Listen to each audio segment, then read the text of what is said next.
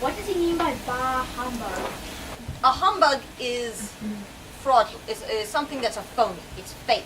So he's saying there's nothing real in Christmas. It's all big made-up fake. Why does Scrooge claim to dislike Christmas? I think he thinks it's a waste of time. Like, there's no point to get all happy because, and then you're just going to end up spending money that can be used for food and water and other stuff just for presents for people.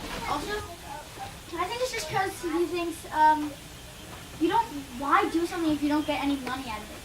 Well, admittedly, in this day and age, we do kind of go overboard with the spending.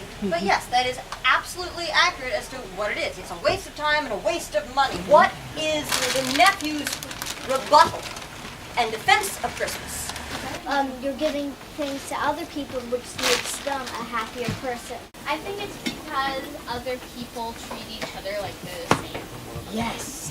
Other people see each other, rich or poor, family or strangers, as fellow people. They think of others at this time of year. They are charitable. A few of us are endeavoring to raise a fund to buy the poor some meat and drink and means of warmth. Want is keenly felt, and abundance rejoices. What shall I put you down for? Nothing, Scrooge replied. I don't make merry myself at Christmas, and I can't afford to make idle people merry. Whoa, buzzword. What people did he say just now? Idle, which means they don't, work.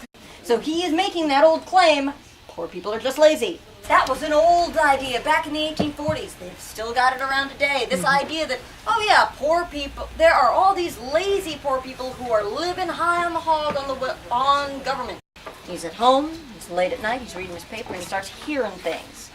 He starts hearing this sound, like metal being dragged across the floor. It came through the heavy door and passed into the room before his eyes.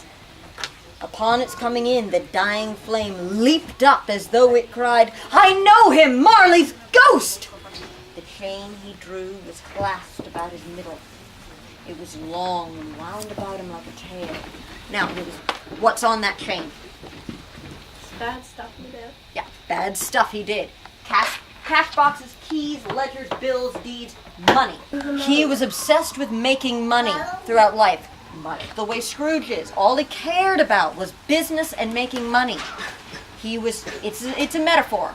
He was chained to worldly things. He valued things and money over people in his life. The spirit raised a frightful cry and shook its chains with such a dismal and appalling noise that Scrooge held on tight to his chair to save himself from falling in a swoon. How much greater was his horror when the phantom, taking off the bandage round his head, as if it were too warm to wear indoors, its lower jaw dropped down to his breast. Scrooge fell upon his knees, clasped his hands before his face. Mercy! Dreadful apparition, why do you trouble me? Man of the worldly mind, do you believe in me or not? I do. I must. But why do spirits walk the earth, and why do they come to me? You will be haunted, resumed the ghost, by 3 spirits. Scrooge's countenance fell almost as low as the ghost's had done. Is that the chance and hope you mentioned, Jacob? He demanded in a faltering voice. It is. I think I'd rather not, said Scrooge. Without their visits, you cannot hope to shun the path I tread.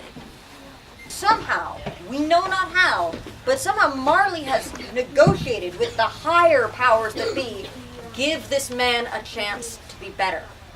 Is this book really about Christmas? No. Is this about just appreciating Christmas? No. What is this about, appreciating? No. It's about, him realizing that, wow, I've been, all the bad stuff he's done and what, It's about being a better what? Person. About being a better person. all through the year. It is about having a chance to affect other people's lives. It's not all just about you, Scrooge. It's about other people. And that is why his nephew likes Christmas, because people think about each other and not just themselves.